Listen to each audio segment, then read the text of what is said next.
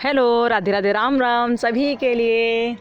आज आपका री एग्ज़ाम 202 हुआ है, ठीक है। पेपर 202 का री एग्ज़ाम हुआ है ना, और कल आपका हुआ था 201। देखिए, आप लोग टाइमली हमें पेपर भेजते नहीं हो, इसकी वजह से यहाँ पर सॉल्यूशन डालने में लग जाते हैं टाइमिंग, ठीक है। बहुत टाइम लग जाता है सॉल्यूशन डालने में। तो आप लोग ऐसा किया करो, जैसे ही पेपर हो तुरंत हमें सेंड कर दिया करो, जिससे हम वहाँ भेज दिया करें और आपका पेपर का सॉल्यूशन ले लिया करें वहाँ से, ठीक है।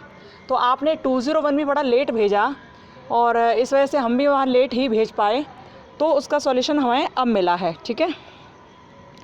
और यहाँ हम फ़िलहाल देख रहे हैं 201 का, और फिर हम कल देखेंगे 202 का, क्योंकि 202 हमें भी लेट मिला है। अभी हमने देखा कि 202 आ चुका है, तो भैया वो 202 का आपका सॉल्यूशन मिलेगा कल। ये 201 है, आप लोग देखते जाइए क्या है क्या नहीं, और अपना आंसरिंग चेक करते जाइए। अच्छा, देखिए, आपकी 95% गारंटी है कि ये पेपर सही है, ठीक है। आंसरिंग जो मिलेगी आपको सही मिलेगी, क्योंकि यहाँ जो आंसरिंग की जाती है वो अच्छे प्रोफेसर्स द्वारा और मतलब एक अच्छे फैकल्टी द्वारा की जाती है, ठीक है, जो आंसरिंग की गई है इसमें।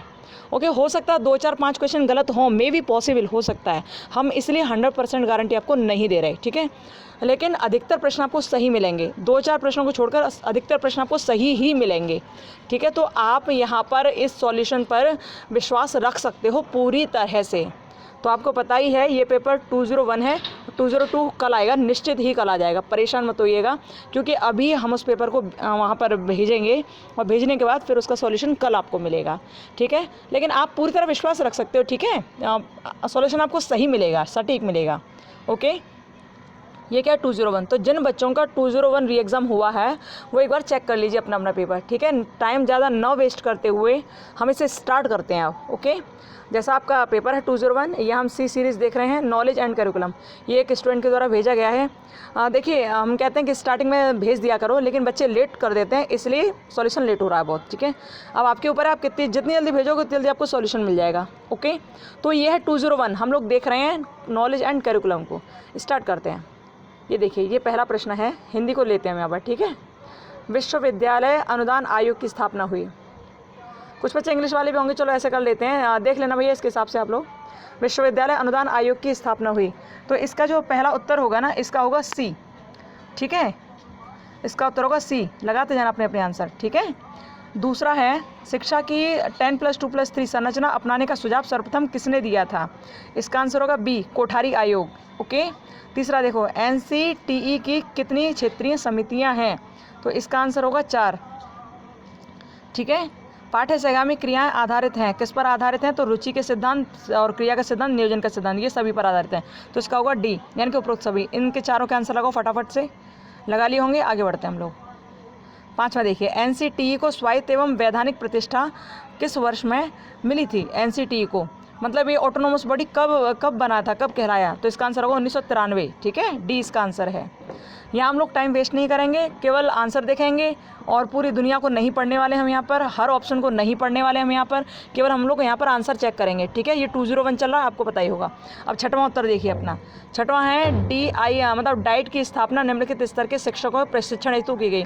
तो डाइट की स्थापना किस स्तर के प्रशिक्षण हेतु की गई थी, मतलब किस स्तर के शिक्षकों को प्रशिक्षित करने के लिए की गई थी डाइट की स्थापना, तो भैया प्राथमिक स्तर, प्राइमरी लेवल के, ठीक है।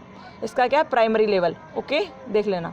भाषा की कहानी सभ्यता की कहानी है, ये किसने कहा था, तो ये किसने कहा था, ये कहा था पेई ने, ठीक है। ए पेई ने कहा था। आंसर करते जाओ आप लोग, ठीक है। पाठ्यक्रम का मापदंड है, तो क्या है, विषय भी है, अनुभवी ज्ञान भी है, तो इसका होगा उपरोक्त सभी। ओके, अब आप 9वां आंसर देखिए। स्काउटिंग और गाइडिंग का मुख्य उद्देश्य क्या है। इसमें चरित्र का भी गठन होता है, उपयोगी कौशल का प्राप्ति होता है, और नागरिकता एवं राष्ट्रीयता का विकास भी होता है, यानी कि उपरोक्त सभी, ठीक है। 9 हो गई। अब 10वां हम लोग देखते हैं। आंसर करते जाइए, टाइम वेस्ट मत कीजिए, आंसर करते जाइए, ठीक है, क्योंकि आपके पास टाइम बहुत अनमोल है भैया, तो हम टाइम आपका वेस्ट नहीं करा सकते, ठीक है। 10वां देखिए, इनमें से भाषा सीखने में सहायक कारण या तत्व नहीं है, तो भैया ये जो लिंग है ना, ये भाषा सीखने में सहायक और कारण कोई मतलब नहीं है इस बात से, ठीक है। डी इसका आंसर होगा। चलिए आगे देखते हैं। 11वां देखिए, ज्ञान शब्द का अर्थ होता है, तो ज्ञान का मतलब जानना भी होता है, बोध करना भी होता है, और अनुभव भी होता है, तो उपरोक्त सभी, ठीक है। वैसे ज्ञान का जो मुख्य अर्थ होता है वो होता है जानना, मुख्य जो होता है जानना, लेकिन बोध और अनुभव को भी हम गलत नहीं कह सकते, ठीक है। चलिए, अब वो लोग क्या मानता है देखा जाएगा। इसका मतलब यहाँ पर तो उपरोक्त सभी होना चाहिए, क्योंकि बोध का मतलब ही, जैसे तुझे कोई बोध है, कहते हैं तुझे कोई बोध है, यानी कि तुझे कोई ज्ञान है इस चीज़ का, तो मतलब ये तीनों इसमें सही है, ठीक है। 12वां देखिए, 12वां क्या है, जो मनुष्य को सांसारिक दुखों से छुटकारा दिलाए वो ज्ञान है। किसने कहा, ये बौद्ध दर्शन का विषय है। बौद्ध दर्शन में ऐसा कहा गया था कि जो मनुष्य को सांसारिक दुखों से छुटकारा दिलाए वो ज्ञान होता है, ठीक है। 13वां देखिए, 13वां प्रश्न है, सूचना की कौन सी विशेषता नहीं है। तो सूचना ज्ञानार्जन का अंतिम सोपान है, अंतिम सोपान नहीं है भैया, ठीक है। इसका आंसर क्या होगा, डी होगा। 14वां देखिए, व्यवहारिक और प्रयोगात्मक पक्ष का संबंध किससे है, ठीक है। व्यवहारिक और प्रयोगात्मक पक्ष का संबंध किससे है, तो इसका होगा ज्ञान से, ठीक है। आंसर करते जाओ आप लोग फटाफट, ठीक है। और आगे देखिए 15वां देखते हो, अद्वैत वेदांत में ज्ञान प्राप्ति की विधियाँ क्या हैं। तो भैया इसका लगो उपरोक्त सभी, यानी श्रवण मनन निंध्यासन, ठीक है, सभी लगाओ इसका। 15 हो गए। अब देखिए 16वां देखिए, शैक्षिक प्रक्रिया के 3 घटक क्या हैं। तो आप जानते हो स्टूडेंट, टीचर एंड करिकुलम, ये होता है ना, तो ये आप पहला लगा लीजिए इसमें, ठीक है। शैक्षिक प्रक्रिया, देखो उस प्रश्न देखो जरा, शैक्षिक प्रक्रिया के 3 घटक क्या हैं। इसका आंसर होगा पहला वाला, ठीक है, लगा लेना इसका आंसर। और 17वां है, उपनिषद के अनुसार ज्ञान के निम्न प्रकार है। ज्ञान के कौन कौन से प्रकार है, परा और अपरा दोनों ही है, यानी कि सी इसका आंसर होगा, ठीक है। शिक्षण के स्तर हैं, तो स्मृति, समझ और चिंतन तीनों ही हैं, उपरोक्त सभी। 19वां देखिए, भारतीय चिंतन के अनुसार प्रमा है। तो प्रमा क्या है भैया, इसके प्रमा है ज्ञान, ठीक है। भारतीय चिंतन के अनुसार प्रमा क्या है, ज्ञान है। 20वां देखिए, किसे सूचना, अनुभव और अंतःप्रज्ञा का संयोजन माना जाता है। सूचना, अनुभव और अंतःप्रज्ञा का संयोजन किसे माना जाता है, ज्ञान को माना जाता है, ठीक है, ज्ञान को माना जाता है। आप लोग आंसर फटाफट कर लीजिए, 20 क्वेश्चन हो गए, ठीक है। आगे हम देखते हैं, आगे चलते हैं। 21वां प्रश्न पर हम लोग आगे ऊपर देखिए, ज्ञाता, ज्ञान और ज्ञेय का संबंध होता है। तो ज्ञाता, ज्ञान और ज्ञेय का संबंध किससे, ज्ञान मीमांसा से, ठीक है। हो सकता है प्रश्न आपको सही नहीं नज़र आ रहे हों, लो और बड़ा कर दूं, देखना साफ दिख रहा है। अब देखिए, चलिए, ज्ञाता, ज्ञान और ज्ञेय का संबंध होता है ज्ञान मीमांसा से, ठीक है। सत्य विश्वास पर आधारित तर्क संगत प्रतिज्ञप्ति को क्या कहते हैं। तो भैया इसको क्या कहते हैं, इसको कहते हैं ज्ञान, ठीक है। ज्ञान जो सत्य पर आधारित होता है, विश्वास पर आधारित होता है और तर्क संगत पर भी आधारित होता है, ठीक है। 23वां प्रश्न देखते हैं, ज्ञान मीमांसा शब्द की उत्पत्ति किस भाषा से हुई है। तो ये ग्रीक भाषा से हुई है, ओके। 23 प्रश्न हो गए आपके, आगे बढ़ते हैं, लगाते जाइए आंसर, ठीक है। यहाँ आपको ये समझना कि आप इन आंसर्स पर पूरा भरोसा कर सकते हो, 2-4 गलत होंगे, बाकी सब सही मिलेंगे आपको, क्योंकि अच्छी फैकल्टी द्वारा सॉल्व किए जाते हैं, ठीक है। 24वां देखते हैं हम लोग, पाठ्यक्रम और शिक्षण विधियों का चयन दर्शन के किस भाग के आधार पर किया जाता है। पाठ्यक्रम और शिक्षण का चयन, ठीक है, तो इसका आंसर होगा ज्ञान मीमांसा के आधार पर, ठीक है। अब देखिए 25वां, प्रधानाध्यापक का कार्य है। इसका कार्य क्या है, इसका नियोजन, शिक्षण और अनुशासन बनाए रखना सभी हैं, ठीक है। वैसे तो नियोजन होता है मुख्य रूप से, लेकिन ये भी शिक्षण, अनुशासन ये भी है, ठीक है। चलिए, प्रधानाध्यापक का कार्य। अब देखते हैं आगे, 25 क्वेश्चन हो गए, 26वें में हम लोग आ गए। अब यहाँ देखिए, ये पेपर थोड़ा क्लियर नहीं नज़र आ रहा है, लेकिन आप लोग कोशिश करना अपने पेपर में लाने की, ठीक है। 26वां देखिए, भारत में शैक्षिक प्रशासन के दृष्टिकोण से निम्नलिखित में से कौन सा तथ्य सही है। कौन सा तथ्य सही है, तो इसका होगा, इसमें लिखा है ना, आंशिक रूप से केंद्रीकृत और आंशिक रूप से विकेंद्रीकृत, तो दोनों सही हैं इसमें, ठीक है। इसका आंसर क्या होगा, इसका आंसर होगा सी, ठीक है। अब देखिए 27वां, शिक्षा प्रक्रिया की प्रकृति कैसी है। तो शिक्षा सामाजिक होती है, आर्थिक नहीं, सामाजिक होती है। आर्थिक होती तो भैया फिर कोई गरीब व्यक्ति पढ़ता ही नहीं, ठीक है, तो सामाजिक है ये, ओके। 28वां देखिए, निम्न इनमें से कौन सी शिक्षा का वैयक्तिक उद्देश्य है।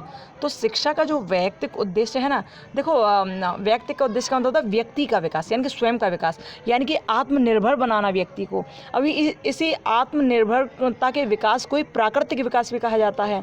तो इसमें देखो, इसका आंसर होना चाहिए इनमें से कोई नहीं, आई थिंक इनमें से कोई नहीं इसका आंसर होना चाहिए। वैसे कहीं आप शारीरिक विकास को लगा सकते हो, लेकिन शारीरिक विकास सही आंसर नहीं है इसका, क्योंकि वैयक्तिक उद्देश्य तो इसमें केवल व्यक्ति को ही मुख्य रूप से माना जा सकता है। अब देखते हैं वो लोग क्या है इसका आंसर मानते हैं। इसका जो सही आंसर और सटीक आंसर होना चाहिए वो होना चाहिए आत्मनिर्भरता, ठीक है, वो होना चाहिए आत्मनिर्भरता या प्रकृतिवाद का विकास, तब तो इसका आंसर सही माना जाएगा। इनमें से कौन सा आंसर होगा वो हम नहीं कह सकते हैं, ठीक है, इसलिए हम डी लगाते हैं इसमें, ठीक है। अब आप समझ रहे होंगे हम क्या कहना चाह रहे हैं। व्यक्ति का मतलब होता है सिर्फ व्यक्ति का विकास, यानी कि व्यक्ति को जब आत्मनिर्भर आप बना देते हो, उसका सर्वांगीण विकास कर देते हो, वो किसी के ऊपर आश्रित नहीं रहता, तो वो ही होता है वैयक्तिक उद्देश्य, ठीक है, ओके। शिक्षा का व्यक्तिगत उद्देश्य क्या है, व्यक्ति को आत्मनिर्भर बनाना, प्राकृतिक विकास करना, उसका हर तरह से विकास करना उसका, ठीक है, तो इसका डी होना चाहिए आंसर, ओके। आगे चलते हैं, आगे चलते हैं इसमें। और यदि उन्होंने माना तो हो सकता है शारीरिक विकास माने, वही जाने क्या मानेंगे, लेकिन इसका डी होना चाहिए। चलिए 29वां है, निम्नलिखित में से कौन सा पूर्व प्राथमिक विद्यालय अरे क्या पढ़ रहे हैं हम, निम्नलिखित में से कौन सा पूर्व प्राथमिक शिक्षा का केंद्र नहीं है। तो इसमें से पूर्व प्राथमिक शिक्षा का केंद्र क्या नहीं है, इसका जो होगा ना, इसका होगा बालवाड़ी। ठीक है, क्या होगा, बालवाड़ी आंसर होगा इसका। अब देखिए ये कौन सा प्रश्न है, आगे देखिए 30वां प्रश्न, शिक्षा को भारतीय संविधान की समवर्ती सूची में सम्मिलित किया गया था। तो कब सम्मिलित किया गया, 1976 में सम्मिलित किया गया था। ठीक है, 30वां प्रश्न है 1976, आपको पता है 42वां संविधान संशोधन हुआ था 1976 में, आपको पता है ना। तो उसमें शिक्षा को कंकरेंट लिस्ट में शामिल किया गया था, यानी कि समवर्ती सूची में शामिल किया गया था। ठीक है, अब आप लोग सोच रहे होंगे इतनी जल्दी जल्दी क्यों बता रही हैं, इसलिए बता रहे हैं क्योंकि आपका टाइम वेस्ट ना हो। ठीक है, और सेकंड वाला पेपर आपको कल मिलेगा। यदि आप टाइमली भेज दिया करोगे तो आपको सॉल्यूशन उसी दिन मिल जाया करेगा, लेकिन आप टाइम लगा देते हो भेजने में तो सॉल्यूशन मिलना बड़ा मुश्किल हो जाता है ना। तो 1976 में ये इसका आंसर होगा। ठीक है, अब देखिए 31वें प्रश्न पर हम लोग चलते हैं। बस थोड़ा सा धैर्य बनाए रखिए, आपके सारे प्रश्नों का सॉल्यूशन यहाँ पर मिलेगा। ठीक है, सब पेपरों का। ओके, आगे देखिए 31वां प्रश्न है, विद्यालय संकुल का संप्रत्यय दिया था।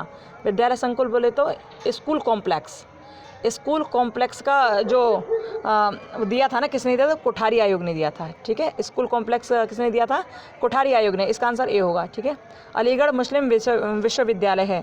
तो अलीगढ़ मुस्लिम आप जो विश्वविद्यालय देखते हो, ये कैसा विद्यालय है, ये केंद्रीय विद्यालय है। ठीक है, कैसा है, सेंट्रल यूनिवर्सिटी है ये। ठीक है, केंद्रीय विद्यालय। अब देखिए 33वां प्रश्न है, शारीरिक तथा शैक्षिक उपलब्धियों को लिखने के लिए प्रयुक्त किए जाने वाले अभिलेख को क्या कहते हैं। तो उसको कहते हैं संचयी अभिलेख। संचयी अभिलेख बोले तो देखिए ये है कम्युलेटिव रिकॉर्ड। ठीक है, संचयी अभिलेख, ध्यान रखना। इसका आंसर क्या है, 33 का डी। 33 का आंसर क्या है, डी। अब 34वां देखिए, विद्यार्थियों के लिए सर्वाधिक प्रभावशाली दंड है। तो कौन सा दंड है, देखो आप विद्यार्थियों को जब सर्वाधिक प्रभावशाली दंड देना चाहते हो ना, तो क्या करना पड़ेगा आपको, क्या आपको निलंबन करोगे, क्या उन्हें स्कूल से निकाल दोगे, नहीं, गलत है। एक्स्ट्रा कार्य देने के लिए एक्स्ट्रा कार्य दोगे क्या उन्हें करने के लिए, तो ये भी गलत है। नहीं, अर्थदंड, क्या आप उनसे पैसे लोगे क्या कि भैया 5 रुपये फाइन लगेगा तू नहीं आया तो, है क्या ये सही है, नहीं सही। तो बस आपको जो सर्वाधिक प्रभावशाली दंड है ना, वो ये है, सुविधाओं को हटा लो। बेटा अभी तक हम तुम्हारा साथ दे रहे थे, अब हम तुम्हारा साथ नहीं देंगे क्योंकि तुमने हमारी बात नहीं मानी, क्या दोस्त है। ठीक है, अब अभी तक तुम अच्छी तरह एक सीट पर आराम से बिखर के बैठ रहे थे, लेकिन अब नहीं बैठोगे, अब तुम्हें 5 लोगों की सीट पर बैठना पड़ेगा। ठीक है, क्योंकि सुविधाओं को उसके हटा ली गई। ओके, सुविधाओं को हटा लो, वो प्रभावशाली दंड वही होता है, सबसे ज़्यादा विद्यार्थी उससे सीखता है। ठीक है, तो 34 का आंसर क्या होगा, डी। 35वां देखिए, प्रधानाध्यापक का प्रशासनिक दायित्व है। तो प्रधानाध्यापक का जो प्रशासनिक दायित्व है वो क्या है, वो है विद्यालय अभिलेखों का निरीक्षण करना। ठीक है, अब आगे चलते हैं, 35 हो गए आपके, 36वें पे देखते हैं। विद्यालय के लिए सर्वश्रेष्ठ पर्यवेक्षक कौन है। विद्यालय के लिए सर्वश्रेष्ठ मतलब सबसे अच्छा पर्यवेक्षक, सुपरवाइज़र कौन होता है, जो अपने विद्यार्थियों को जानता हो, जो अपने छात्रों को समझता हो कि मेरे छात्रों में को क्या चाहिए, उनके अंदर क्या कमियां, उनके अंदर क्या एक क्वालिटी है, वो सब जानता हो। ठीक है, तो अच्छा सुपरवाइज़र वही है जो सुपरवाइज़ करता हो विद्यार्थियों को। ठीक है, इसका होगा ये। 37वां देखिए, 37वां है, अनुशासन का अर्थ अपनी भावना तथा शक्तियों को नियंत्रित करने के अधीन करना है, जो अव्यवस्था को व्यवस्था प्रदान करता है। तो ये किसने कहा था, ये कहा था टीपी नन ने। किसने कहा था, टीपी नन ने। इसका आंसर लगाइए बी। ठीक है, 38वां देखिए, अनुशासन बनाने की नकारात्मक विधि है। तो आलोचनात्मक दृष्टि जो है अनुशासन बनाने की नकारात्मक दृष्टिकोण है, नकारात्मक विधि है। ठीक है, अब आगे देखिए, अब इग्नू दूरस्थ शिक्षा का केंद्रीय विश्वविद्यालय स्थित है। इग्नू कहाँ पर है, तो दिल्ली में है। ठीक है, इग्नू कहाँ है, दिल्ली में है। आगे बढ़ते हैं। सैडलर कमीशन प्रचलित रूप से कहा जाता है। तो सैडलर कमीशन को हम कैलकाटा कमीशन बोलते हैं। ठीक है, सैडलर कमीशन को क्या बोलते हैं, कैलकाटा कमीशन। आगे चलते हैं, आंसर कर लिए होंगे आपने 40 तक, वेरी गुड। चलिए देखो, ये पेज बिल्कुल भी क्लियर नहीं दिख रहा है, तो भैया आप लोग बहुत ध्यान से इसे समझना, अपने पेपर में देखना। ठीक है, क्योंकि ये हमें भी क्लियर नहीं दिख रहा है। ठीक है, 41वां देखिए, 41वां क्या है, तो ये जो 41वां है ना, इसमें दूरस्थ शिक्षा एक उदाहरण है। तो दूरस्थ शिक्षा का मतलब होता है जैसे आप अपने घर में बैठे हो और अपने टीवी चला ली, तो टीवी में आजकल जो 34 चैनल चल रहे हैं ना, सरकार की तरफ से भेजे जा रहे हैं आपकी शिक्षा के लिए, वो दूरस्थ शिक्षा का उदाहरण है। आप रेडियो के द्वारा सुन रहे हो, शिक्षा ले रहे हो, तो वो दूरस्थ शिक्षा का उदाहरण है, क्योंकि वो शिक्षा आपको किसी क्लास में बैठकर नहीं दी जा रही। जब एक टीचर क्लास में बैठकर बच्चों को पढ़ाता तो वो होती है औपचारिक शिक्षा, यानी कि लिखा पढ़ी करके एक कक्षा के अंदर। और अनौपचारिक शिक्षा कौन सी होती है? अनौपचारिक शिक्षा वो होती है जो अब आप अपने घर में रह रहे हो, माँ बाप ने कुछ सिखा दिया, आपने सीख लिया, कैसे बेटा समाज में रहना आपने सीख लिया, वो अनौपचारिक शिक्षा होती है, जिसमें कॉपी किताब पेन की आवश्यकता नहीं है, केवल आपने सीखा और आप सीख गए, केवल अपने परिवार में रहे और आप सीख गए कि आपको कैसे जीवन जीना है। ठीक है, तो औपचारिक आप समझ गए, जो एक क्लासरूम में बैठकर शिक्षा दी जाए टीचर्स के द्वारा विद्यार्थियों को। ठीक है, अनौपचारिक वो जो आप घर में हो, घर में आपके माता पिता आपको शिक्षा दे रहे हैं, परिवार शिक्षा दे रहा है, वो अनौपचारिक शिक्षा। निरौपचारिक शिक्षा वो होती है जो आप टीवी के द्वारा, रेडियो के द्वारा घर बैठकर सुन लेते हो। ठीक है, निरौपचारिक शिक्षा इसका सही आंसर होगा। ठीक है, सी इसका आंसर होगा। आगे देखिए 42वां, प्रशासन का केंद्र बिंदु क्या है? तो प्रशासन का केंद्र बिंदु होता है वो तो उसका ऑर्गेनाइजेशन, यानी कि संगठन। ठीक है, प्रशासन का केंद्र बिंदु क्या है? वो है संगठन, यानी कि ऑर्गेनाइजेशन। ओके, अब देखिए 43वां प्रश्न हम देखते हैं। प्रशासन का अर्थ होता है, प्रशासन का मतलब क्या होता है भाई? प्रशासन का मतलब होता है किसी चलाना, उसको चलाना, उसका कार्य करना। ठीक है, साथ रहकर चलना, उसको अच्छी तरह से नहीं। सुनिए एक मिनट सुनिए, चलाना तो होता है, लेकिन चलाने का मतलब ये नहीं कि आप अपने अनुसार ही चलाओ, दूसरे की सुनो मत, दूसरे की देखो मत, उसे समझो मत। तो इसका मतलब ये नहीं है। प्रशासन का मतलब चलाने से तो होता है, लेकिन यहाँ चलाने का मतलब ये रहा है कि तुम अपनी इच्छाओं से चलाओ, मतलब निरंकुश शासन करो, वो है प्रशासन। यह अर्थ इसका यह रहा है। तो चलाने के लिए हम गलत मानेंगे यहाँ पर। ठीक है, इसका सही आंसर होगा देखभाल करने के लिए, क्योंकि प्रशासन का अर्थ चलाने से तो होता है, लेकिन उसमें क्या इन्वॉल्व होता है? उसमें इन्वॉल्व होता है कि आप कैसे लोगों को समझ रहे हो, आप कैसे लोगों की देखभाल कर रहे हो, आप सबके बारे में सोच रहे हो कि नहीं सोच रहे हो। जैसे देखिए आज योगी जी पुनः जीत गए, मतलब दोबारा से हमारे अपने इस उत्तर प्रदेश में योगी जी पुनः आएंगे, 13 तारीख को शपथ ग्रहण करेंगे। और ये बहुत ही बेहद खुशी की बात है कि वो पुनः आ रहे हैं, क्योंकि बहुत लोग चाहते थे कि योगी जी आएं, बहुत क्या सभी चाहते थे, लेकिन कुछ लोग जो नहीं चाहते थे, उनके अरमानों पर तो पानी फिर गया। लेकिन सच बताऊं, देखो नौकरी वगैरह इन सब चीज़ों से पहली चीज़ होती है आपकी सुरक्षा, आपकी देखभाल और सम्मान के साथ जीने का अधिकार। तो ये हमें जैसा लगता है वो सिर्फ योगी जी की सरकार में ही संभव है, तो हमें तो अच्छा लगा। तो ये जो प्रशासन जो चल रहा है ना, जो शासन चल रहा है, ये देखभाल के लिए चल रहा है, वो आपकी देखभाल कर रहे हैं। कोरोना काल में यदि आपको ये दिन रोज़ गेहूँ चावल नहीं देते ना, तो भैया भूखे मर गए होते, बहुत लोग भूखे मर गए होते। तो क्या है प्रशासन का अर्थ? क्या है? देखभाल करने के लिए। ठीक है, किसके लिए? देखभाल करने के लिए। 43 का आंसर क्या है? देखभाल करने के लिए। ठीक है, ध्यान रखना। अच्छा 44 का देखिए, 44 में शिक्षण और अधिगम संयोजन बनाती है। तो शिक्षण और अधिगम संयोजन बनाती है क्या है? ये पाठ्यचर्या। ठीक है, आंसर लगा लो इसका ए। क्या है? पाठ्यचर्या है, करिकुलम है ना ये, हाँ करिकुलम। ठीक है, 44 का आंसर होगा ए। अब देखिए 45वां, प्रकृतिवादी किस प्रकार के दंड के समर्थक थे? तो प्रकृतिवादी तो वही प्राकृतिक दंड के ही समर्थक होंगे। ठीक है, चलिए आगे चलते हैं 46वां क्वेश्चन पे। 46वां, रूसो द्वारा लिखित पुस्तक का क्या नाम है? तो एमिल जो पुस्तक थी ना, वो रूसो ने लिखी थी, एमिल पुस्तक लिखी थी रूसो ने। ठीक है, 46 हुए। अब 47वां देखते हैं हम लोग। 47वां है, निम्न में क्या 3 आर्ट्स के अंतर्गत आता है? तो इसमें रीडिंग आता है, राइटिंग आता है, अर्थमेटिक आता है। ठीक है, तो इसका उपयुक्त सभी है। ठीक है, चलिए और देखिए दक्षिण भारतीय भाषा कौन सी नहीं है? तो तेलुगु, कन्नड़, मलयालम, ये तीनों ही साउथ इंडियन की लैंग्वेज हैं, लेकिन बोडो लैंग्वेज है ना, ये नेपाल, तिब्बत ऐसी जगहों पर बोली जाती है बोडो लैंग्वेज। तो इसका आंसर क्या होगा? बोडो। डी इसका आंसर आप लगा लीजिए। ठीक है, चलिए चलते हैं आगे। 49वां प्रश्न है, निम्न में से कौन सा नेतृत्व का सिद्धांत है? तो नेतृत्व का सिद्धांत कौन सा है? ये तीनों ही सही है, इसलिए उपरोक्त डी लगा लीजिए। ठीक है, संतुलन का सिद्धांत, समूह का सिद्धांत, योग्यता का सिद्धांत। ठीक है, तो डी लगा लीजिए इसका। 50वां देखिए, पाठ्य सहगामी क्रियाओं का मुख्य उद्देश्य नहीं है। तो नहीं है, देखिए जहाँ नहीं है तो नहीं को नहीं काट रहा है ना, तो ये आंसर सी होगा इसका। और बाकी के ऑप्शन सब सही हैं, ज़्यादा हम ऑप्शन नहीं पढ़ेंगे, केवल हम ऑप्शन 3 को देखेंगे। पाठ्य सहगामी क्रियाओं का मुख्य उद्देश्य क्या नहीं है पूछा है, तो देखिए छात्रों के पूर्ण विकास में सहायक न होना, ये इसका उद्देश्य नहीं है। जबकि ये पाठ्य सहगामी क्रियाएँ तो छात्रों को अच्छी तरह से विकास करती हैं ना, छात्रों का विकास करती हैं। एक अच्छे नागरिक के रूप में विकसित होने का अवसर देती हैं ना। देखिए हम लोगों ने कुल मिलाकर अभी 50 प्रश्न कर लिए हैं। अब आगे बढ़ते हैं हम लोग, ठीक है। आपको एक ही वीडियो में पूरे आपके एक पूरे पेपर का सॉल्यूशन मिलेगा, ठीक है। आपको दूसरे वीडियो के लिए नहीं जाना पड़ेगा। और आपको ऐसा ही पूरा सॉल्यूशन चाहिए ना, तो आप अपने इस चैनल को सब्सक्राइब, लाइक, शेयर करते रहिएगा, ठीक है। और बेल आइकन ज़रूर ऑन कर लेना, जिससे कि आपके पास वीडियो सबसे पहले पहुंच जाए, ठीक है। 50 क्वेश्चन हो चुके हैं। अब हम लोग चलेंगे 51वें प्रश्न की ओर, ठीक है। 51वां प्रश्न क्या है? देखिए लैटिन भाषा में डिसिप्लिस शब्द से बना है। जो डिसिप्लिन है ना, वो डिसिप्लिस शब्द से बना है। डिसिप्लिन किससे बना है? डिसिप्लिस शब्द से। तो इसका आंसर होगा ए, ठीक है। भाषा के कितने रूप होते हैं? तो लिखित, मौखिक और सांकेतिक सभी होते हैं, उपरोक्त सभी। शिक्षण के कितने मुख्य उद्देश्य होते हैं? तो इसमें 3 ही बताया उन्होंने भी, तो इसका आंसर होगा 3, ठीक है।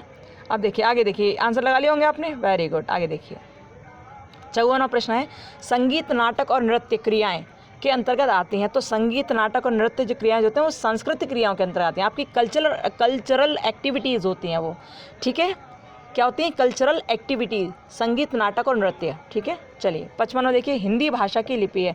तो सब जानते हैं भैया हिंदी भाषा देवनागरी लिपि है, ठीक है। हिंदी भाषा की कौन सी लिपि है? देवनागरी लिपि है, ठीक है। 55 क्वेश्चन हम लोगों ने कर लिए। अब आगे बढ़ते हैं हम लोग। आई होप आपको सारे क्वेश्चन आंसर समझ आ रहे होंगे। तो प्लीज़ आप लोग देखते रहिए, धैर्य बनाए रहिए। पेपर 202 हम लोग कल देखेंगे, ये 201 है। आपको यहाँ 95% आंसरिंग सही मिलेगी, ठीक है। और भैया 2-4 तो हर कोई गलत कर देता है, यहाँ हम 100% नहीं कहेंगे। हो सकता है 100% भी सही हो, लेकिन 2-4 गलत भी हो सकता है, ठीक है। तो चलिए आगे चलते हैं। 56वां प्रश्न हम लोग अब देखते हैं, ठीक है। कौन सा देखेंगे? 56वां क्वेश्चन देखेंगे। वेदों के अनुसार सृष्टि का क्या है? न तो भैया कोई निश्चित प्रारंभ है और ना ही कोई निश्चित अंत है, यानी कि इसका आंसर होगा डी लगा लो इसका आंसर, ठीक है। सी नहीं होगा, डी होगा। न प्रारंभ इसका, ना ही अंत है, क्योंकि इसके बारे में बहुत सारी कथाएं प्रचलित हैं, ठीक है। अब 57वां देखिए, निम्न में कौन सा अनुशासन का सकारात्मक साधन है? तो भैया पुरस्कार, नैतिक शिक्षा, पाठ्य के सहगामी क्रियाएं, ये सारी चीज़ें अनुशासन का सकारात्मक साधन हैं, ठीक है। उपरोक्त सभी लगा लीजिए। आगे देखिए, सच्चा अनुशासन स्वीकारात्मक एवं रचनात्मक होना चाहिए, नकारात्मक या विनाशकारी नहीं होना चाहिए। तो ये किसने कहा था? ये कहा था रायबर्न ने। किसने कहा था? रायबर्न। इसका आंसर ए होगा, ठीक है। क्या होगा? ए आंसर, रायबर्न इसका आंसर है, ठीक है। ए आंसर है इसका। आगे देखिए 59 है, राममूर्ति समिति ने सभी बच्चों को उत्तम शिक्षा दिलाने के प्रयास में निम्नलिखित में से सिफारिश की। तो किस चीज़ की सिफारिश की थी? न्यायमूर्ति समिति ने किस चीज़ के लिए सिफारिश की थी? तो इसका जो आंसर है ना, वो पब्लिक स्कूल के लिए बताया गया है, ठीक है। क्या है? Public school. हो सकता है इसमें कुछ गड़बड़ी हो, आप देख लीजिएगा। वैसे सही आंसर है पब्लिक स्कूल, ठीक है। अब देखते हैं क्या होता है। उन्होंने तो यही आंसर बताया, मैं पब्लिक स्कूल, ठीक है। आप लगा लेना इसे। आगे देखिए 60वां प्रश्न है, अनुशासन स्थापना का सकारात्मक साधन है। तो यह आत्म अनुशासन, ठीक है। अनुशासन स्थापना का सकारात्मक साधन क्या है? आत्म अनुशासन। आप देख लीजिए, प्रश्न ये है इंग्लिश में, positive means for maintaining discipline is self discipline, ठीक है, सेल्फ डिसिप्लिन। 60वां प्रश्न था ये। आगे बढ़ते हैं हम लोग। 61वां, देखो पेज एकदम साफ नहीं दिख रहा है इसमें, लेकिन आप समझिएगा, ठीक है। आगे देखिए, बालकों के लिए मुफ्त एवं अनिवार्य शिक्षा का अधिकार अधिनियम 2009 प्रभाव में आया। 2009 जो अधिनियम था ना प्रभाव में, शिक्षा का अधिकार जो अधिनियम 2009 था, वो प्रभाव में कब आया? वो आया 1 अप्रैल 2010 को, ठीक है। कब आया? 1 अप्रैल 2010 को। अब देखिए 62वां प्रश्न देखिए, बिना बोझ के सीखना समिति के अध्यक्ष कौन थे? तो बिना बोझ के जो सीखने समिति के अध्यक्ष थे वो प्रोफेसर यशपाल, ठीक है। क्या थे? प्रोफेसर यशपाल। 63वां देखिए, आधुनिक युग में विषय केंद्रित शिक्षा का स्थान किस प्रकार की शिक्षा ने लिया? अब जो पहले विषय केंद्रित शिक्षा थी ना, अब वो स्टूडेंट केंद्रित है, बाल केंद्रित शिक्षा है। अब शिक्षक केंद्रित शिक्षा नहीं रही, अब विषय केंद्रित शिक्षा नहीं रही, अब क्या रह गई? बाल केंद्रित शिक्षा रह गई है, ठीक है। कौन सी? बाल केंद्रित शिक्षा, ठीक है। चाइल्ड सेंटर्ड है अब एजुकेशन। इसका आंसर आप क्या लगाएंगे? इसका आंसर लगाएंगे अब बी, ठीक है। बी आंसर होगा इसका। अब 64वां देखिए, बाल केंद्रित शिक्षा के केंद्र बिंदु में किसे रखकर शिक्षा का नियोजन किया जाता है? अब भैया बाल केंद्रित शिक्षा है तो बालक को ही तो सेंटर में रखा जाएगा, ठीक है। किसको रखा जाएगा? बालक को सेंटर में रखा जाएगा, ओके। अब 65वां देखिए, NCF 2005 के अनुसार शिक्षक है। ये देखिए 65वां प्रश्न क्या है? NCF 2005 के अनुसार शिक्षक क्या है? शिक्षक एक सुविधा प्रदाता है, यानी कि आंसर होगा इसका डी। शिक्षक क्या है? सुविधा प्रदाता है, ठीक है। आंसर डी होगा इसका। 66वां देखिए, आप दिख रहा है, देखिए, निम्नलिखित में से कौन सा कथन NCF 2005 के बारे में सही है? कौन सा सही है NCF 2005 के बारे में? ठीक है, 66वां प्रश्न देखिए, तो इसका आंसर क्या है? इसका आंसर होगा डी, उपरोक्त सभी सही हैं। आप लोग इन्हें पढ़ के देख लेना, ठीक है। हम ज़्यादा इनको हर चीज़ को नहीं पढ़ के बताएंगे, आप पढ़ के देख लेना, क्योंकि आपकी वीडियो बहुत बड़ी होती जा रही है, इसलिए हम ज़्यादा पढ़ के नहीं बताएंगे। आपको बताइए कि NCF 2005 कहते हैं कि बच्चे जो रटते रहे हैं ना, वो रटना बंद कर दें, क्योंकि उनके जीवन को हम बाहरी ज्ञान से जोड़ेंगे तो वो रटना बंद कर देंगे और सीखेंगे फिर, ठीक है, और उनका जो शिक्षा होगी लचीली होगी। तो मतलब ये उपरोक्त सभी, ठीक है। अब देखिए 67वां देखिए, NCF 2005 NCERT द्वारा ये कौन सा है? NCF 2005 जो है NCERT ने NCF 2005 जो निकाला है ना, वो कौन से नंबर पे निकाला है? वो चौथे नंबर पे है। ये 4th संस्करण है, इसका 4था संस्करण है, ठीक है। NCERT ने शिक्षा के उद्देश्य को सही करने के लिए 4th संस्करण निकाला, उसका नाम था NCF 2005। कौन सा था? चौथा, 4th लगाना इसमें, ठीक है। 67 का आंसर क्या है? 4th है। अब 68 पे हम लोग चलते हैं। NCF 2005 का कितनी भाषाओं में अनुवाद किया गया? तो भैया 22 भाषाओं में अनुवाद किया गया 2005 को, ठीक है। कितनी भाषाओं में? 22 भाषाओं में। और वैसे भी 22 भाषाएं तो है ना जो मेनली मानी जाती हैं, ठीक है। NCF 2005 का कितनी भाषाओं में अनुवाद किया गया? 22 भाषाओं में, ओके। अब देखिए 69वां देखते हैं, 69 वाला देखिए। NCF 2005 केंद्रित है, तो किस पर केंद्रित है भैया? ये बिना बोझ के सीखने पर केंद्रित है, आत्मनिर्भर और गरिमा की भावना पर केंद्रित है, बाल केंद्रित दृष्टिकोण भी है, यानी कि इसका होगा डी, उपरोक्त सभी, ठीक है। अब 70वां प्रश्न देखिए, पाठ्यक्रम संपूर्ण मानव जाति के ज्ञान एवं, क्या लिखा है इसमें? पाठ्यक्रम संपूर्ण मानव जाति के ज्ञान एवं अनुभव का प्रतिरूप होना चाहिए। ये किसने लिखा? ये लिखा फ्रोवेल ने। किसने लिखा? फ्रोवेल ने, ठीक है। 70 प्रश्न हम लोग कर चुके हैं। अब देखते हैं हम आगे के 30 प्रश्नों को। पूरा पेपर का सॉल्यूशन आपको एक ही वीडियो में मिल जाएगा, आपको परेशान होने की कोई आवश्यकता नहीं है। हम इसलिए जल्दी लेकर आ रहे हैं जिससे कि आपका टाइम वेस्ट ना हो, आप अच्छी तरह से समझ लो, आंसरिंग कर लो, बस वही हमारा उद्देश्य है, ठीक है। चलिए देखते हैं 71वां प्रश्न आपका है पाठ्यक्रम शब्द। ये जो आपका पाठ्यक्रम शब्द है ना, यानी कि करिकुलम जो शब्द है वो क्यूरेर से बना है, और जो क्यूरेर शब्द है वो लैटिन भाषा का शब्द है। क्यूरेर शब्द किसका है? लैटिन भाषा का शब्द है, ठीक है। तो पाठ्यक्रम यानी कि करिकुलम किससे बना है? क्यूरेर से बना है। क्यूरेर है लैटिन भाषा का शब्द, ठीक है। 72वां देखिए, पाठ्यचर्या की आवश्यकता होती है, तो पाठ्यचर्या की आवश्यकता भैया किस लिए होती है? पाठ्यचर्या की आवश्यकता होती है उपरोक्त सभी। इन सबको देखिए, शैक्षणिक उद्देश्यों की प्राप्ति के लिए, शिक्षण सामग्री के निर्धारण के लिए और शिक्षण विधियों के निर्धारण हेतु, ठीक है। उपरोक्त सभी लगाइए इसमें, ठीक है। 73वां देखिए, पाठ्य सहगामी क्रियाएं हैं, कौन सी हैं? शैक्षिक पर्यटन की व्यवस्था, जैसे आपके स्कूल वाले टूर पर ले जाते हैं, किसी ऐतिहासिक इमारतों को दिखाने के लिए ले जाते हैं ना, तो ये भी तो एक शैक्षिक पर्यटन है। ये तो पाठ्य सहगामी क्रियाएं तो हैं, क्योंकि बच्चे वहाँ से सीखते हैं कि भैया ताजमहल बनाया तो किसने बनाया, लाल किला बनाया तो किसने बनाया, पेपर में ये भी तो आता है ना।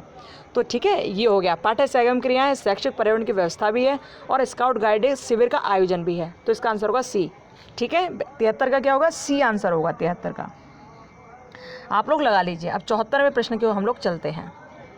वर्तमान में शिक्षा है, तो आप जानते हो हमने अभी थोड़ी देर पहले बताया था, जो शिक्षा है ना वो 42वें संविधान संशोधन द्वारा 1976 में कनकरेंट लिस्ट में शामिल कर दी गई थी। किसमें? कनकरेंट लिस्ट, यानी कि समवर्ती सूची में शामिल कर दी गई थी। तो वर्तमान में शिक्षा किस में सम्मिलित है? समवर्ती सूची में, ठीक है, कनकरेंट लिस्ट में। कब हुई थी? 1976 में 42वें संविधान संशोधन द्वारा, ठीक है।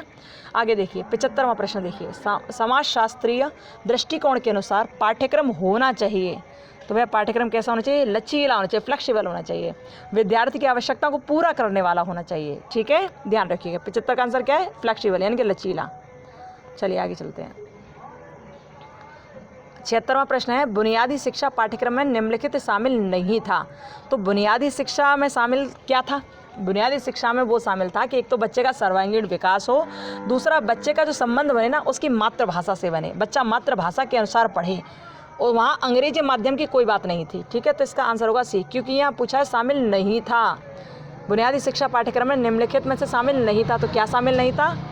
माध्यम के रूप में अंग्रेजी, ठीक है, सी इसका आंसर होगा, ओके। 77वां प्रश्न देखिए, 77वां प्रश्न देखिए, निम्नलिखित में से किस सामाजिक कारक की भूमिका शिक्षण में नहीं होती? तो किसकी भूमिका शिक्षण में नहीं होती? भैया शिक्षक कौन सी जाति का, हमें क्या मतलब है? टीचर कौन सी बिरादरी का है, कौन सी कास्ट का है, क्या मतलब है स्टूडेंट को? कोई मतलब नहीं है ना। तो बस शिक्षक की जाति की यहाँ पर कोई भूमिका नहीं होती, ठीक है। अब देखिए 78वां प्रश्न देखिए, 78वां प्रश्न क्या है, इनमें से पाठ्यक्रम के मूल तत्व नहीं हैं। तो पाठ्यक्रम का जो मूल तत्व है वो शिक्षण की विधियाँ, टीचिंग मेथड से कोई मतलब नहीं है। पाठ्यक्रम में, करिकुलम में शिक्षण की विधियों से कोई मतलब नहीं है। ठीक है, तो आप इसको लगाइए बी। 79 देखिए, किसी भी शिक्षण संस्था एवं शिक्षण अधिगम प्रक्रिया का हृदय किसे कहा जाता है। भैया शिक्षण का हृदय, शिक्षण अधिगम का हृदय किसे कहा जाता है? तो आप सभी जानते होंगे अच्छी तरह से कि हृदय कहा जाता है पाठ्यचर्या को। ठीक है, किसको कहा जाता है? करिकुलम को कहा जाता है। करिकुलम नहीं होगा तो क्या पढ़ाना है, एक दिशा क्या होगी पाठ्यक्रम की, कोई नहीं जानता है। ठीक है, तो इसका जो हृदय कहा जाता है ना शिक्षण संस्था का और शिक्षण अधिगम का, वो है पाठ्यचर्या यानी कि करिकुलम। ठीक है, करिकुलम ही तो है ना, करिकुलम। 80वां प्रश्न देखिए, निम्नलिखित में से कौन सा कथन सत्य है? तो कौन सा कथन इसमें सत्य है? 80वां प्रश्न है ये। ठीक है, कौन सा कथन सत्य है इसमें ये बताना है। तो इसका आंसर होगा डी, यानी कि उपरोक्त सभी। आप लोग इन सबको पढ़ लेना, ये सब हमने पढ़ लिए थे। ठीक है, आप न पढ़ लेना, उपरोक्त सभी इसका आंसर होगा डी। ओके, 80वां प्रश्न है। आगे बढ़ते हैं। आपको ये वीडियो वैसे तो क्लियर दिख रही होगी, यदि क्लियर नहीं भी दिख रही हो तो जैसा कि हमने आपको बताया है कि वीडियो के ऊपर 3 पॉइंट होते हैं, इसको आप क्लिक करना तो यहाँ पर हाई क्वालिटी वाला ऑप्शन आएगा। ठीक है, हाई क्वालिटी, तो हाई क्वालिटी करके आप इस वीडियो को बिल्कुल क्लियर देख सकते हो, इसे या किसी भी वीडियो को एकदम क्लियर देख सकते हो। ठीक है, चलिए हम चलते हैं 81वें प्रश्न की ओर। पाठ्यचर्या के निम्न तत्व होते हैं। तो पाठ्यचर्या के भैया कौन कौन से तत्व होते हैं इसमें हम लोग देखेंगे। देखिए थोड़ा बड़ा कर देते हैं। ठीक है, तो पाठ्यचर्या के कौन कौन से तत्व होते हैं यहाँ देख रहे हैं। उद्देश्य होता है, पाठ्यवस्तु होती है, शिक्षण विधियाँ होती है। ठीक है, ओके, यहाँ उपरोक्त सभी हम देख सकते हैं। अच्छा, एक बात ये भी है कि चलो फिलहाल यही लगा लो। ठीक है, जैसा कि हमने आपसे कहा कि 95% ये पेपर सही है, 95% ये सही है, लेकिन हो सकता है 2-4 प्रश्न आपके इसमें गलत भी हों। ठीक है, कुल मिलाकर ये कि आप इन प्रश्नों पर, इन उत्तरों पर पूरा विश्वास कर सकते हो। 2-4 आगे पीछे हो सकता है, हम ये नहीं कहेंगे 100% ये सही है, लेकिन बहुत हद तक क्या 95% बिल्कुल सही आपको यहाँ मिलेगा, और ज़्यादा ही मिलेगा। 2-4 प्रश्न गलत हो सकते हैं भैया, ये तो इतना तो आयोग भी गलत कर देता है, ये तो हमने अच्छी फैकल्टी द्वारा सॉल्व कराए हुए हैं। ठीक है, चलिए आप विश्वास कर सकते हो, आप अच्छी तरह पढ़ते जाइए। ओके, चलिए देखते हैं। वैसे पाठ्यचर्या का जो तत्व होता है ना, वो मुख्य रूप से तो पाठ्य वस्तु होता है। ठीक है, मुख्य रूप से पाठ्य वस्तु होता है। उद्देश्य भी इसमें सही है, इसलिए हम शिक्षण विधि को भी सही मान सकते हैं। ठीक है, इसमें पाठ्य वस्तु तो मुख्य होता ही है पाठ्यचर्या में, लेकिन उद्देश्य भी इसमें सही है, इसलिए हम शिक्षण विधि को भी सही मान रहे हैं, और इसी वजह से हम डी लगा रहे हैं यहाँ पर। ठीक है, 81वें का क्या लगाएंगे हम लोग? डी लगाएंगे। 82वां देखिए, पाठ्य पुस्तक के संबंध में निम्न कथन सत्य है। पाठ्य पुस्तक के संबंध में कौन सा कथन सत्य है? तो ये आपको पढ़ना पड़ेगा, लेकिन हमने पढ़ लिया, इसलिए आंसर इसका डी है। ठीक है, क्या है इसका आंसर? डी है, और डी हमें बताया गया है। ठीक है, इसका आंसर क्या होगा? डी। 83वां देखिए, NCERT का पूर्ण रूप है। NCERT का पूर्ण रूप क्या है भैया? तो आप इसको, ये जो है ना आपके, आपने पढ़ ही लिए होंगे, इसका आंसर है state council of educational research and training, SCERT, SCERT, state council लिखा ना, state council of education research and training. ठीक है, आंसर होगा फर्स्ट वाला, ए सही है इसका आंसर। चलिए आगे देखते हैं। नाक का पूर्ण रूप है, यानी कि NAAC का पूर्ण रूप है, तो इसका आंसर क्या होगा? इसका होगा नेशनल, ये लिखा है ना, नेशनल एनुअल असेसमेंट काउंसलिंग। ठीक है, नहीं नहीं नहीं, ये गलत है, ये नहीं होगा इसका आंसर, इसका आंसर ये नहीं होगा। इसका आंसर क्या होगा?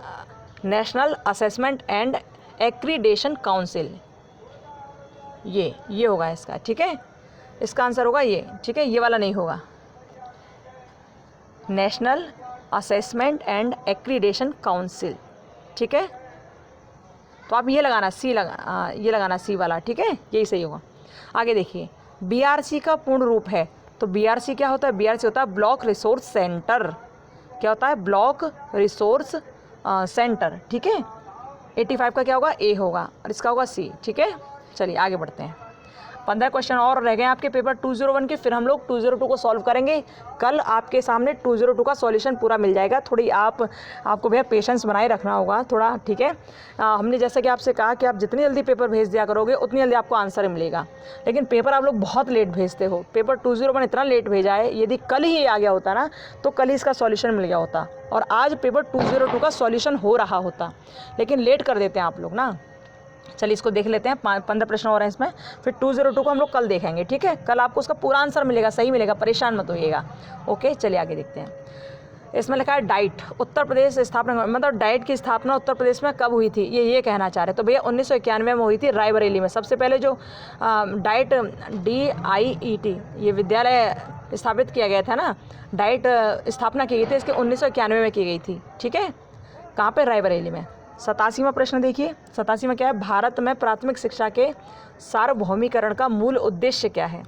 प्राथमिक शिक्षा के सार्वभौमिकरण का मूल उद्देश्य है, तो भैया मेनली तो यही है कि 6 से 14 वर्ष की आयु के बालकों का सार्वभौमिक नामांकन हो। मुख्य तो यही है, ये इसके बीच में ले लिया है, लेकिन मुख्य यही है बी वाला, ठीक है। तो बी इसका आंसर होगा, ठीक है। 87 का क्या होगा? बी होगा। ओके, हो सकता है ये ऊपर वाला भी मान लें, लेकिन 20 का सटीक आंसर बैठता है, ठीक है। 88वां देखिए अब आप, 88वां है कोठारी आयोग की रिपोर्ट का नाम क्या है। कोठारी आयोग की रिपोर्ट का नाम क्या था भाई? शिक्षा और राष्ट्रीय विकास, ठीक है। नेशनल डेवलपमेंट था, एजुकेशन एंड नेशनल डेवलपमेंट, ठीक है। यहाँ देखिए, नेशनल डेवलपमेंट एंड एजुकेशन, ये क्या था? ये था शिक्षा और राष्ट्रीय विकास, नेशनल डेवलपमेंट एंड एजुकेशन, ठीक है। यहाँ इंग्लिश वाला देख लिया कीजिए, ठीक है। अब देखिए 88वां हो गए, इसका आंसर सी लगाइएगा आप। क्या लगाएंगे? सी लगाना इसका आंसर। अब देखिए 89, राज्य विश्वविद्यालय का कुलाधिपति होता है। आप जानते हो कि आपके राज्य में जो विश्वविद्यालय होता है, जैसे आपका ये RBS कॉलेज तो एक कॉलेज है, आगरा कॉलेज भी एक कॉलेज है, लेकिन ये आगरा यूनिवर्सिटी है, डॉक्टर भीमराव अंबेडकर यूनिवर्सिटी है, उसका कुलाधिपति कौन है? तो आपको पता ही है कि किसी भी स्टेट के जो यूनिवर्सिटी होती है उनका जो कुलाधिपति होता है ना, कुलपति जो होता है ना, वो कौन होता है? वहाँ का राज्यपाल होता है। जैसे यहाँ की आनंदीबेन पटेल हैं, ठीक है, तो राज्यपाल इसका आंसर सही होगा, ठीक है। ये चांसलर कौन होता है? राज्यपाल होता है, और 22 चांसलर अलग होते हैं, ठीक है। चलिए 90वां प्रश्न देखिए, 90वां प्रश्न ये देखिए, निम्नलिखित में से किसकी सिफारिश के आधार पर 2015-16 के अकादमिक सत्र से देश में शिक्षा, यानी कि आपके बीएड की कार्यक्रम की अवधि को 2 वर्ष कब से कर दिया गया और किसकी सिफारिश पर किया गया? पहले 1 वर्ष का होता था ना 14 तक, लेकिन अब 15-16 में कर दिया गया 2 वर्ष का, ठीक है। और उसके बाद से 2 वर्ष का ही चल रहा है अभी, लेकिन ये नई शिक्षा नीति जो आई है 2020 में, इसमें तो 4 वर्ष का कर दिया गया है, ठीक है। तो 2 वर्ष का कब से किया गया? तो इसमें जो सही आंसर लगता है वो न्यायाधीश वर्मा आयोग की सिफारिश पर सही लगता है, ठीक है, 2012। तो आप इसको लगा सकते हो, इसमें हम पूरा आपको नहीं कहेंगे कि यही है, लेकिन आप इसको लगा सकते हो। 2012 जहाँ तक है सही आंसर है, और उन्होंने भी यही आंसर बताया है जिनसे हमने बात की है, जिन्होंने हमें आंसरिंग की है, उन्होंने भी 2012 ही बताया है, ठीक है। तो आप इसका आंसर सही मान सकते हो। चलिए आगे देखते, 2012 लगाना वर्मा आयोग। आगे देखते हैं, pace setting school, pace setting देखिए, पेस सेटिंग स्कूल जो राष्ट्रीय शिक्षा नीति 1986 में उद्गृत है, बाद में हो गया। पेस सेटिंग स्कूल को बाद में क्या कहा जाने लगा? जो नवोदय विद्यालय ना, नवोदय विद्यालय को ही पेस सेटिंग स्कूल कहा जाता था पहले, ठीक है। नवोदय विद्यालय को क्या कहा जाता? पेस सेटिंग स्कूल कहा जाता था। 92वां प्रश्न देखिए, जिला शिक्षा एवं प्रशिक्षण संस्थान यानी कि DIET, डाइट, जिसके बारे में अभी बात कर रहे थे हम लोग, डाइट किसकी सिफारिश के अनुपालन में स्थापित किए गए? जो DIET स्थापित किए गए थे वो किसकी सिफारिश पर स्थापित किए गए थे, ये पूछ रहे हैं। तो किसकी सिफारिश पर? राष्ट्रीय शिक्षा नीति 1986 की सिफारिश पर, ठीक है, राष्ट्रीय शिक्षा नीति 1986 की सिफारिश पर। ओके, चलिए आगे देखते हैं। 93वां प्रश्न, कॉमन स्कूल का संप्रत्यय किसने दिया? कॉमन स्कूल किसने कहा कॉमन स्कूल के बारे में? तो ये किसने दिया था? ये दिया था जो कॉमन स्कूल के बारे में बताया था वो कोठारी कमीशन ने, ठीक है। कॉमन स्कूल के बारे में किसने बताया था? कोठारी कमीशन ने। इसका आंसर ए लगाइए आप, ठीक है। क्या लगाएंगे इसका आंसर? ए लगाएंगे। आगे देखिए 94वां प्रश्न, बहुउद्देशीय माध्यमिक विद्यालयों की स्थापना की महत्वपूर्ण संस्तुति किसने प्रस्तुत की? बहुउद्देशीय माध्यमिक विद्यालय यानी कि मल्टीपर्पज़ सेकेंडरी स्कूल्स के बारे में किसने रिकमेंड किया था? तो ये जो मल्टीपर्पज़ के बारे में बताया था ना, जिसने रिकमेंड किया था ना, वो कौन थे? वो थे मुदालिया कमीशन, मुदालियर कमीशन, ठीक है। क्या था? मुदालियर कमीशन, जिन्होंने मल्टीपर्पज़ स्कूल्स के बारे में कहा था, ठीक है। आगे देखिए, शैक्षिक संरचना 10+2+3 में अंक 3 का संबंध है। आप जानते हो 10+2 का मतलब इंटर होता है, और इसमें 3 और जुड़ गया तो ग्रेजुएशन से रिलेटेड है, यानी कि उच्च शिक्षा से रिलेटेड है, ठीक है। किससे? ग्रेजुएशन से, यानी कि उच्च शिक्षा से रिलेटेड है। चलिए 5 प्रश्न और हैं, बस आप बढ़िया तरह से करते जाइए आंसर। फिर हम लोग कल देखेंगे पेपर 202 को, ठीक है। आज ये 201 है, ऐसे हम 5 और पेपर को देख लेंगे, ठीक है। चलिए देखते हैं 96 क्या है। 96 है, अध्ययन के एक क्षेत्र के रूप में शांति शिक्षा को अध्यापक शिक्षा की पाठ्यचर्या में शामिल किए जाने की संस्तुति की थी। तो शांति शिक्षा के बारे में जो कहा था, देखो अब ये जो प्रश्न है शांति शिक्षा के बारे में, इसमें जो प्रश्न है ये NCF 2005 हो सकता है। इस वाले प्रश्न पर हम आपको क्लियर आंसर नहीं कर रहे हैं, इसलिए नहीं कर रहे हैं क्योंकि इसका आंसर हमें सही से मिला नहीं है, ठीक है। और वैसे यही है, क्योंकि हमें 2005 लगता है, जहाँ से हमने पूछा उन्होंने 2005 ही इसका आंसर बताया है कि NCF 2005 इसका राइट आंसर है। तो आप इस पर विश्वास पूरी तरह कर सकते हो, कोई दिक्कत वाली बात नहीं है। लेकिन अब वो लोग क्या मानते नहीं पता। NCF 2005 इसका आंसर सही है वैसे, ठीक है। शांति शिक्षा के बारे में जहाँ बात की गई तो वो शांति शिक्षा को, हाँ नहीं बिल्कुल ठीक है, हाँ समझ गए। तो 2005 एकदम सही है, ठीक है। NCF 2005 100% सही है, ठीक है। शांति शिक्षा के लिए 2005 NCF 2005 की सिफारिश किया गया था, ठीक है, एकदम सही है। कुछ लोग बोल रहे होंगे आप तो कंफ्यूज हैं, हम कंफ्यूज नहीं हैं, लेकिन हमने ये पेपर सॉल्व कराया है अच्छे स्टाफ द्वारा, ठीक है, अच्छी फैकल्टी द्वारा। उन्होंने भी आंसर यही दिया है और आंसर यही होगा, ठीक है। चलिए आगे बढ़ते हैं। ऐसा होता है बहुत सारे प्रश्न देखकर कभी कभी उथल पुथल हो जाती है माइंड में कि यार ऐसा ही कुछ हमने पहले पढ़ा था, उसमें कुछ चेंज था, ऐसा हो जाता है ना। खैर कोई नहीं, आप लोग ये देखिए, इसका आंसर ये फर्स्ट सही है, ठीक है। शिक्षकों की जवाबदेही पर बल दिया है। तो शिक्षकों की जो जवाबदेही है ना, उस पर बल किसके द्वारा दिया गया? तो इसका आंसर होगा राष्ट्रीय शिक्षा नीति 1986 के द्वारा। कब? राष्ट्रीय शिक्षा नीति 1986 के द्वारा, ठीक है। चलिए 98वां प्रश्न अब देखते हैं हम लोग। 98वां प्रश्न है, निम्नलिखित में से कौन से कार्य UGC के हैं? तो UGC का जो मुख्य कार्य ना, वो विद्यालयों को, कॉलेजों को अनुदान का आवंटन करना है। विश्वविद्यालयों को यानी यूनिवर्सिटी को और कॉलेजेस को अनुदान देना है, ठीक है। अच्छा, ये दूसरा भी सही हो सकता था, लेकिन इसमें विदेशों में है, विदेशों में भारतीय उच्च शिक्षा। तो विदेशों की बात UGC नहीं करता है कभी, वो अपने देश की ही बात करता है, ठीक है। तो इसका आंसर होगा A। क्या आंसर होगा इसका? A आंसर सही होगा। विश्वविद्यालय अनुदान आयोग है ना, अनुदान देता है कॉलेज को और विश्वविद्यालय को। 98 का क्या आंसर? A होगा, ठीक है। अब 99 हम लोग देखते हैं। 99 है, निम्नलिखित में से कौन शिक्षा से संबंधित नहीं है? तो भैया आप सब जानते हो साइमन कमीशन भारत आया था 1928 में, और ये क्या कर रहा था, इसमें सारे अंग्रेजी सदस्य थे और ये चाह रहे थे कि सब इंडिया इनकी बात माने, जानते हो ना। तो भैया ये साइमन कमीशन का कोई मतलब नहीं है किससे? शिक्षा से, ठीक है। तो साइमन कमीशन इसका सही आंसर होगा यहाँ पर, ठीक है, क्योंकि यहाँ नहीं पूछा है, शिक्षा संबंधित नहीं है, तो क्या नहीं है? साइमन कमीशन, ठीक है, साइमन आयोग। अब नवोदय विद्यालय हैं, तो नवोदय विद्यालय ऐसे हैं आवासीय विद्यालय। नवोदय विद्यालय कैसे? रेजिडेंशियल स्कूल्स हैं ये, ठीक है, आवासीय विद्यालय हैं। नवोदय विद्यालय क्या? आवासीय विद्यालय। तो कुल मिलाकर आपका ये जो पेपर 201 था, 201 ये हमने सॉल्व कर लिया है। इसका सॉल्यूशन आपको 95% सॉल्यूशन बिल्कुल करेक्ट मिलेगा। ये 95% से ऊपर ही होगा, लेकिन हम आपको 95% इसलिए बता रहे हैं क्योंकि भैया हो सकता है 2-4 प्रश्न गलत हो जाएं, 2-4 उत्तर गलत हो जाएं, ठीक है, हो सकता है। इसलिए हम 100% नहीं रख रहे इस चीज़ को, ठीक है।